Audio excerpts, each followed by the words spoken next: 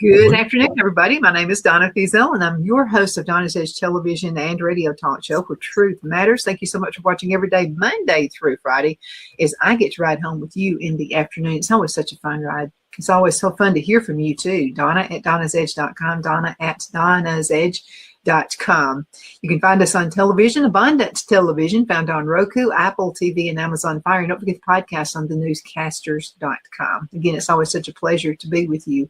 And thank you so much for watching. We definitely appreciate that. I have Chuck and Mary Lynn Bailey with me right now. They're with Alabama Fair Tax, alfairtax.org. And it's always so good to be with them. You guys have asked a lot of questions. It's still about finances. Actually, you're mentioning to him, you feel like you're a little bit better or a lot better off than you were before. Some of that, though, some of our listeners said that they've started having gardens. That helps. But and it's not necessarily because of finances. It's just that they're worried about what's in their food. Mm-hmm. And that's primarily the reason why Phil and I have been doing this for years as well. Yeah, a lot of information is coming out on there now that we're loaded down with everything but food. Yeah, it's so processed. There's no food left. Yeah. Yeah, it's amazing how the Democrats in particular are going after Bobby Kennedy. He was one of he's part of the Kennedy clan. Yeah. Well, the reason why they're going after him is because he's working with Trump. That's what I understand that. Tulsi Gabbard too. She's an amazing person. Amazing. It's the Democrats dropped the ball on her. You remember when they had all those 50,000 people out there running for Democrat, and she was right there in the crowd. And I told Phil, I said, "Man, you realize Democrats could win if she gets it." Really? She was one of the first ones booted off. Well, all of us booted off, but anyway, they got rid of her because she made too much sense. Yeah, you remember how they did it? Hillary came out and said that she was working with the Russians. Yeah, she was part of the Russia hoax. Uh-huh. You know the what they do is. Do you guys ever watch the what's it, the Losing Link or something like that? The what? Yeah, it was a talk show, or it was actually a game show. And what would happen is all these about 10 people would get together, and so the whole idea for the show was the smartest person would win. Well, this is what would happen. All the dumb ones would get together and root the smartest one out. It's like they would figure out the smartest one, and that's what the Democrats do in election. Exactly. Yeah, they're doing right now. I was going over, the people that they could run as president. And of course, it's still a couple of years out, but Gavin Newsom, I think he's an automatic no, because if you look at what's happening in California, that state is it's tragic what's happening. You would think, but then again, Obama got voted in twice, and Biden won. Of course, I don't think he really won, but anyway. But there are actually people who voted for Biden, him with dementia going on. I mean, it was just. Yeah. But nobody. The general public did not know he had dementia until he. All you had to do was look at his clips. That's all you had to do.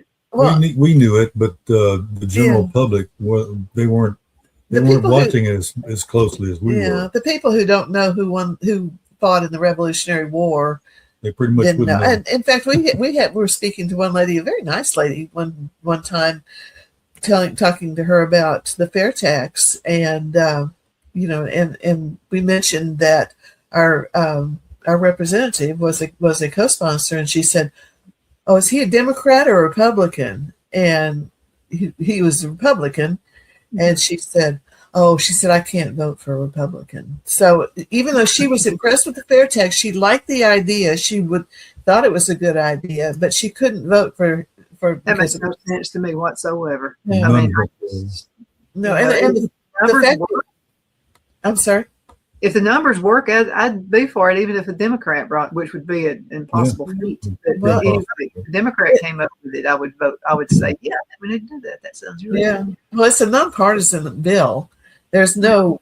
Remember when the first this bill's been around a while, and the first time it was introduced, it was half Democrat, half Republican sponsorship, co-sponsoring, and. That was in 2000, 1999, 2000.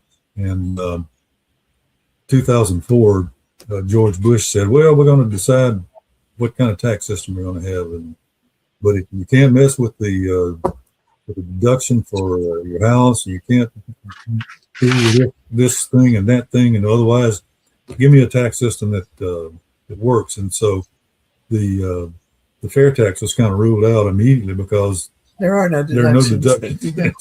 so you don't have to worry about deduction. Yeah. And so, which is what makes it a lower tax. So people said, oh well, you can't. You're going to really hit the poor with this thing. You're going to be it's going to be real regressive. And so we can prove that it's not regressive. But the point is that they had Democrats and Republicans on the bill, and during that same period of time, Nancy Pelosi was the speaker, and she said any Democrat that co-sponsors this bill won't be on a chair, won't be able to chair a committee, much less be on a committee. Mm-hmm. And so, no more Democrats. Mm-hmm. That's crazy. That's crazy. I've got a question for you. This comes from Martha. And Martha and her husband are really active, she said, in Alabama politics. Mm-hmm. And so she wants to know who is running for office on any level. Who's running for office who would actually be for fair tax? Or do you have any idea? Yeah, we know about Don Brown in North Carolina. And let's see, Barry Moore. If he gets in, this going to be a fair. North Carolina will be first. Yeah. So for the last 6 or 8 years, we've had 3 co-sponsors, and that was the Barry Moore, Gary Palmer, Dale Strong now, and Mo Brooks previously before he retired from the 6th district or the 5th district. Yeah. And so in the state of Alabama, we've had 4 co-sponsors, and there are 23 total over the U.S., which is not enough because at one time we had 76 co-sponsors, but that was back when John Linder was still in the in office, and so he's still out there pushing from retirement. But it's kind of hard. You have to have a lot of money to get the word out on this.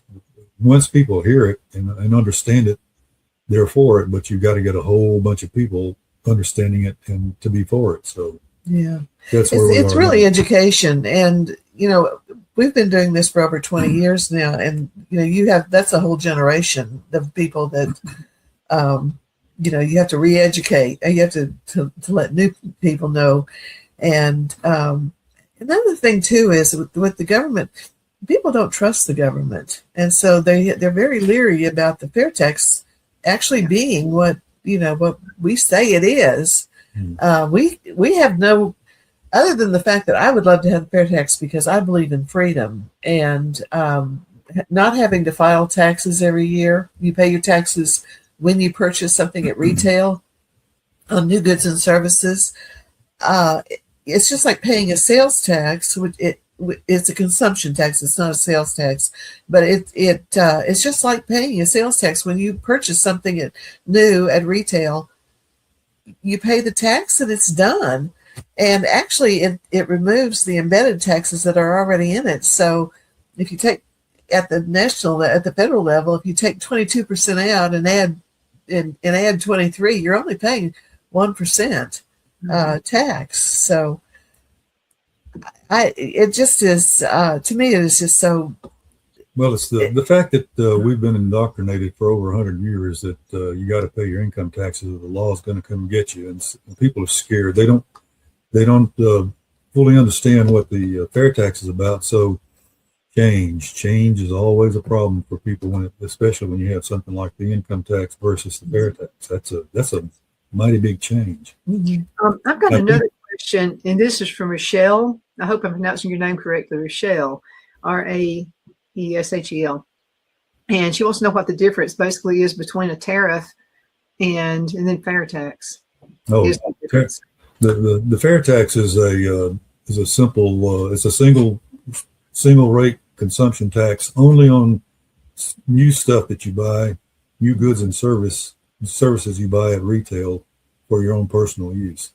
And retail is the only place. You go from 162 million people paying income taxes and filling out forms and all that thing to about maybe 25 million small businesses up to big box stores like Target and Walmart collecting the tax, and they'll get reimbursed for collecting the tax. And then the state, it's the taxes collected by the state sales tax division, and then they in turn accumulate it and send it to the Treasury, and they get reimbursed for doing that job, and you're done with your taxes. Well, the thing You never have an IRS guy to come knock on your door about taxes because there ain't no more IRS as a result of this bill. The thing about a tariff is the taxes, for instance, in Europe, they have what do they call it? VAT. Most of them have. Yeah, and a VAT is really a hidden tax. And in fact, that's what we have a virtual VAT in the embedded taxes that you don't actually realize how much you're paying extra. But they actually have up to, over 20% tax over there. Well, with the what they do is they deduct that tax from the cost of their goods that they export, and so they can actually compete with the United States with the lesser income, with the lesser tax, so they can lower the price of their goods. Whereas the taxes with the income tax, the taxes that are embedded in the tax, and so when we try to sell something overseas, it's more expensive. Yeah. So with the fair tax, though, there is no embedded tax, and so it actually levels the playing field, and really, in many ways, eliminates the need for tariffs. But tariffs actually. What President Trump is doing is saying, okay, you're charging an extra 20%, or you're collecting an extra 20%, so we're going to do the same thing to you. And up to now, we haven't done that. We've never done anything with tariffs since probably before the income tax. 1913. Yeah, before the income tax. Well, we wanted to let people run over us from other countries. That was the whole idea. Let's appear weak. We've got to go into a commercial break, so we'll be right back in just a few minutes. Everybody hang in there. We'll be right back. More questions. Twin City Used Car Sales has been serving drivers in the Northeast Alabama area for years with a quality selection of late model used cars, SUVs, and pickup trucks. On top of our extensive selection and competitive prices, we offer professional auto financing services for used car buyers of all credit levels. Whether you've just begun your search or you're ready to secure your next vehicle, at Twin City Used Car Sales, you will drive away with the vehicle of your dreams.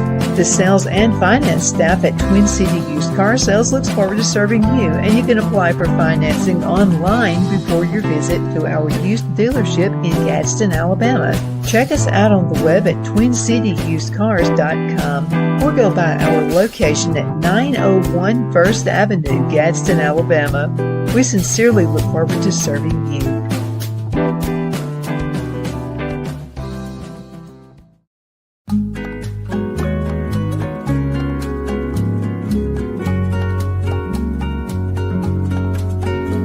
At Lamone's Mexican Restaurant, located in Henniger, Alabama, and voted Best Mexican Restaurant of DeKalb County, Alabama 2020, we're here to serve you with authentic Mexican cuisine. Order easily online by going to lamonsmex.com or call 256-657-3999 to place your order. We're open Sunday through Thursday, 11 a.m. to 9 p.m. and Friday and Saturday, 11 a.m. to 10 p.m. Whether you're celebrating a cozy date night for two or a celebration for a crowd, at Lamone's you'll love our atmosphere and friendly servers. Thank you for dining with Lamone's Mexican Restaurant.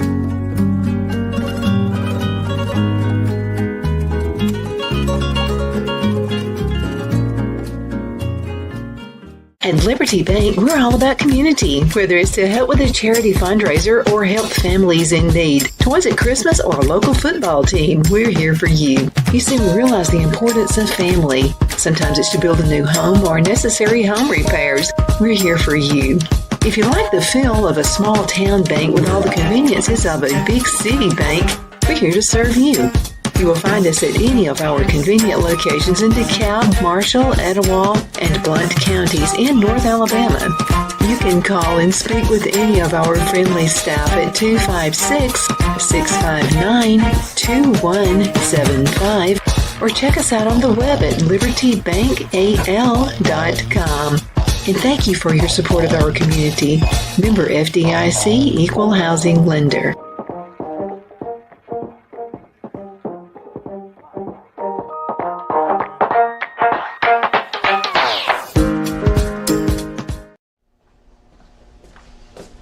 Are you ready?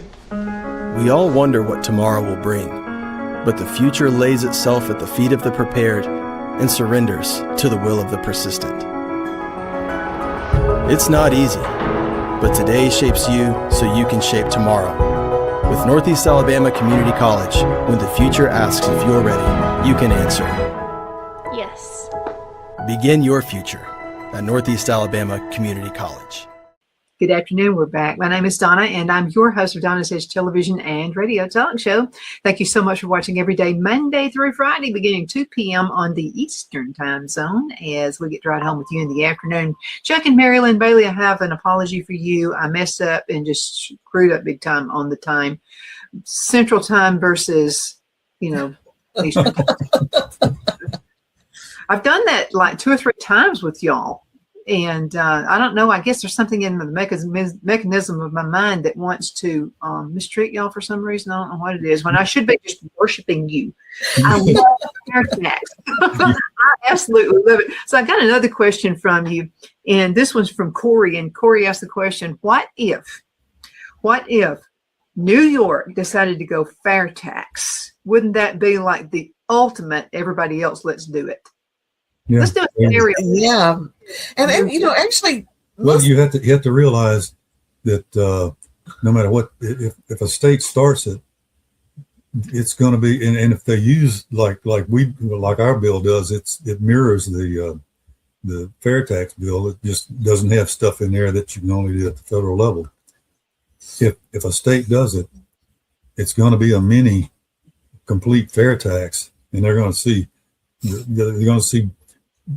companies bringing their business trying to get into Alabama because Alabama won't have any income tax, and it won't have all the garbage that goes along with an income tax.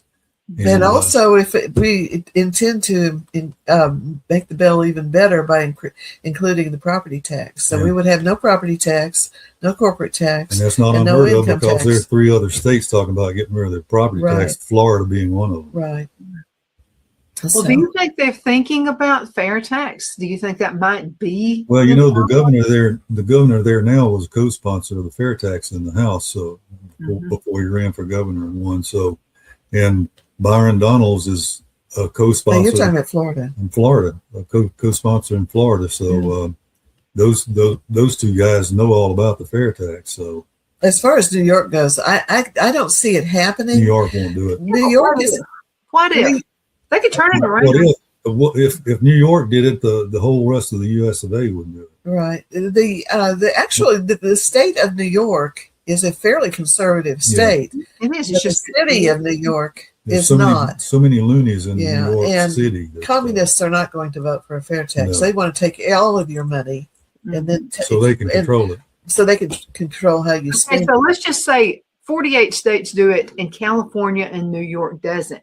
What would happen to those 2 states? It would slowly empty out. They would empty out faster than they're emptying out now. Yeah, and it's happening pretty fast. Right now, they're emptying out. Yeah, we were just noticing that there's a place that makes mozzarella cheese in California. The second largest in the world, or something like that. It's big, and they moved to Texas.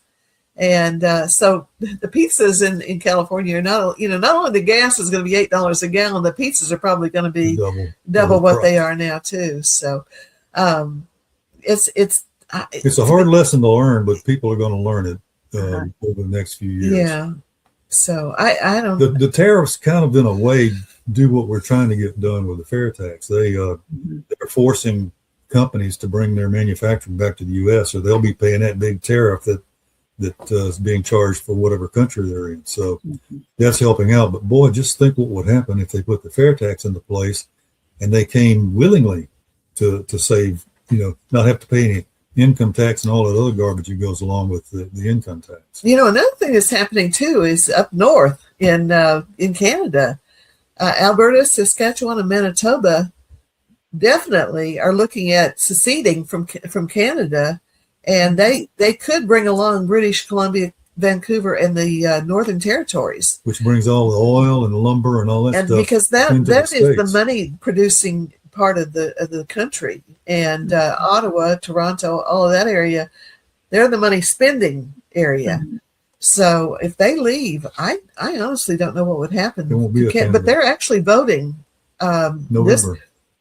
They're voting. I think they're voting this month to determine if they can actually. I think it's March. They're voting in March to determine if they can vote for the referendum in November to. So are they trying to be more conservative? Is that why they're doing it? Would They are more conservative. They are more conservative. They are more conservative. They want to be a part of the United States. Would they? I mean, what would they just be their own country?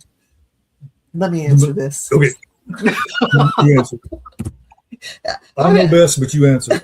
No, I've really been paying attention to this. Oh, yeah. Alberta is actually Danielle Smith is the prime minister. I believe they call prime minister. No, she's not a prime minister. Whatever she's called, whatever she's the head person in Alberta. Has been down to Mar-a-Lago several times. They are actually talking about becoming the 51st state. They're taking lawyers with them too. Yeah, and I can't remember what his name is. Mo is his last name. Is the head of Manitoba, I believe. Maybe Saskatchewan.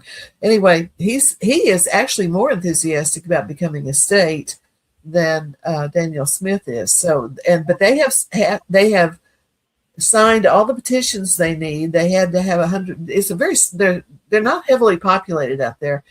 I think they had to have 177,000 signatures, and they've got over. They got 250 or something. They've got over 250,000 signatures, and they're just now, really getting all the signatures. So Wouldn't that make history? The reason all that's coming about is that Alberta and Saskatchewan, they're the guys that are they're the money machine for the country, and they get to pay.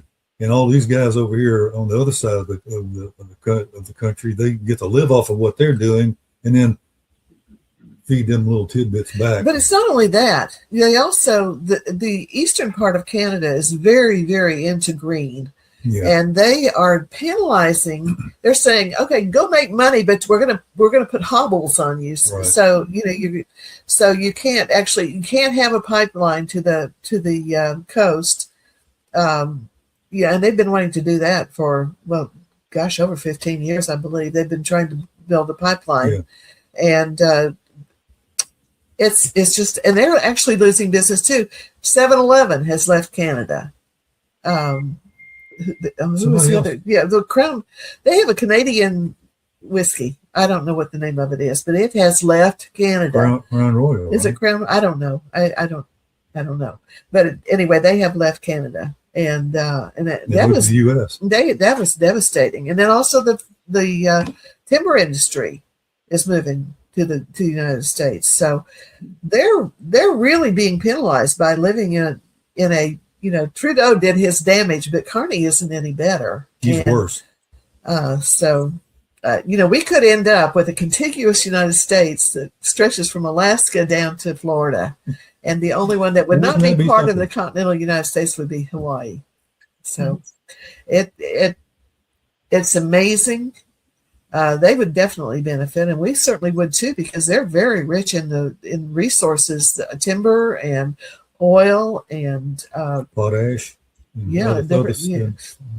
Well, Attorney Don Brown, North Carolina, running for U.S. Senate there. I mean, he loves fair tax, so that's one of his talking points. Mm-hmm. Everywhere he goes, he talks about fair tax. But another thing he talks about too is like our fish. I mean, I'm telling you what, North Carolina and South Carolina they're very rich in as far as fish and all those wonderful things that they're being piped in from China. I mean. Mm-hmm. I don't understand that whole scenario to begin with. Not when we have plenty, and fish do reproduce. I know that we had a 2-acre pond. They listen to mood music and they reproduce. I mean, that's we started out with 3 and we have thousands. There you go. So why does this whole thing start to begin with? we don't trust China. Why would we want to eat fish piped in from China? It started under Nixon. They started the big movement toward leveling the field with us and China, trying to make big, and it worked out a little bit okay to begin with. But it actually started out in 1913, though, with the Fed and the income tax. And what happened is we went with the Fed. We had a currency that was based on gold, and then FDR confiscated all the gold, and we went to a silver currency. And then because we were the currency of the world, the reserve currency, the United States, and it happens every time. It happened with the UK too. You start having fiat currency, which is not based on anything. It's just promises. And in 1971, I believe it's 71, Nixon signed the bill that eliminated the silver as being the currency. So now and that's why we have such a huge debt. And the reason, and the other thing is, because of the Fed, we can have a government. Our government went from 3% of the population, 3% of the GOP, to 23%. It's hovered around 23% since 71. So we are, if you went to a currency based on actual, something that was finite, it would limit the size of government, because they couldn't just, the NGOs that are printing all kinds of money are getting all kinds of money that they can feed back to the politicians. I think about like reprinting money. I mean, it's paper, for goodness sakes. It's going to wear out. So when dollars have to be replenished and reprinted, that's got to cost a lot of money too. we don't do pennies anymore in the U.S. of A. Yeah, now the coins are expensive. The paper not as much. Paper's relatively cheap. Well, it shouldn't be, but somebody makes a buku of money off of that. Yeah. That's got to be, somebody's got to be rubbing somebody's back, and they're repaying them back for that. Yeah. I think less than a minute left in this segment. How can folks get in contact with you, and how can I find more information about fair tax? Yeah, fairtax.org is the national bill, and then fairtax.org is our bill, the Alabama Economic Freedom Act. Both of those complement each other because our bill is written based on the national fair tax.